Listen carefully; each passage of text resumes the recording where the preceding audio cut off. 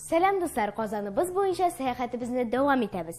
Бүген без Казан Адмиралтействосы тарихына һәм Биш Балта бистәсе татарларының тормышына багышланган музейда.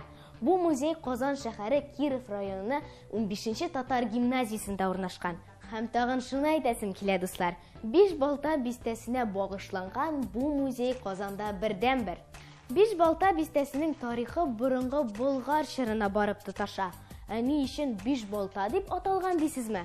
Моның турында мин сезгә хәзер берничә риваят сөйләп китәм. Биш Балта авылы янында Имән һәм Нарат урманнары булган.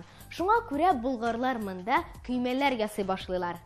Һәм бөтен авылга бары тик Биш Балта булган һәм осталар алар белән чиратлашып эшләгәннәр.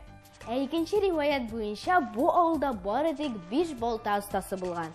Шулай ук авылның исеме 5 вакыт намаз белән бәйләнгән дип уйлаучылар да бар.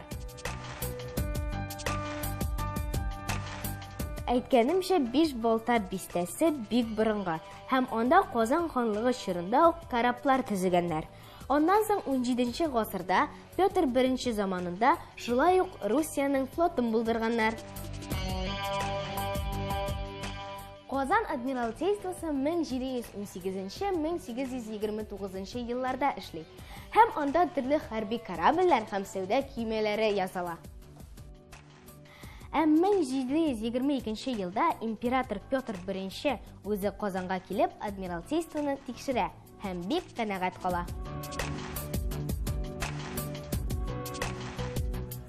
4 елда Адмиралтействода 40лап төрле судно төзелә. Алар арасында бомбардир корабле, галера, корвет, бригантина кебекләре була. Корабльләр һәм суднолар ясау өчен агачлар кирәк була, урманнарны кисү эше әлбәттә крестьяннарга кушыла.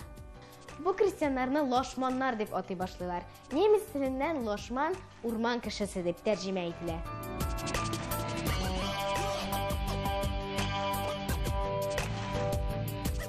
Урманда һәр агач тамгаланган була. Инде агачны бозган очракта крестьяннарны авыр җәзага тарталар. 1829 елда Адмиралтейство Астраханьга күчә. Күчерүнең төп сәбәбе шәһәрнең Каспий диңгезе янында булуы. Адмиралтейство бетсә дә, без бүгендә шәһәребезнең бу өлешен Биш Балта бистәсе яки Адмиралтейская Слобода дип атыйбыз.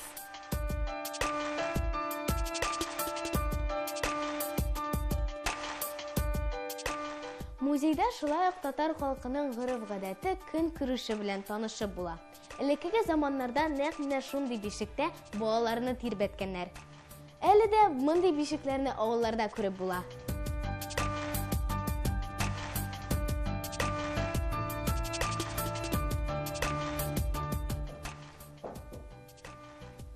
Менә бу көзге музейның төп экспонатларының берсе булып санала. Ул 19-нчы гасырның башында эшләнелә һәм гимназия укучылары аны үзләре эзләп тапканнар.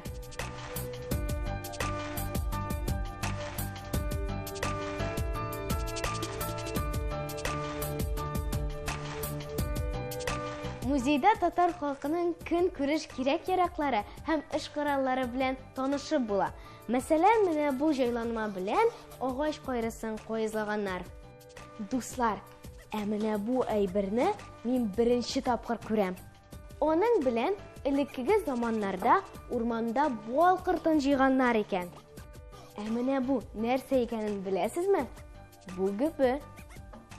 Аның белән май язганнар.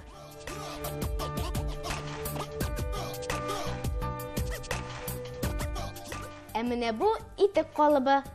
Аның ярдәмендә читекләр теккәннәр. Музейда шулай ук Казанда элеккеге заманнарда эшләгән завод һәм фабрикалар турында мәгълүмат табып була. Монда дуслар безнең өчен бик кызыклы экспонат саклана.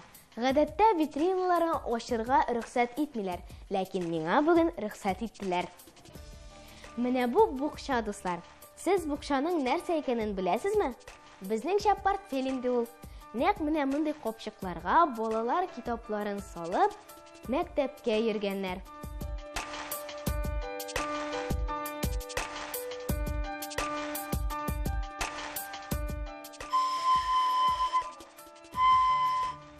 Дуслар, менә бу уен коралы Пушнай дип атала.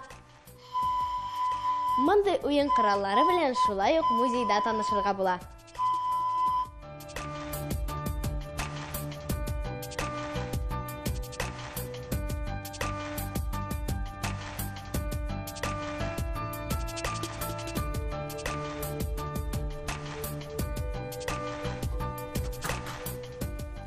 Музейга теләгән һәрбер кеше килә ала.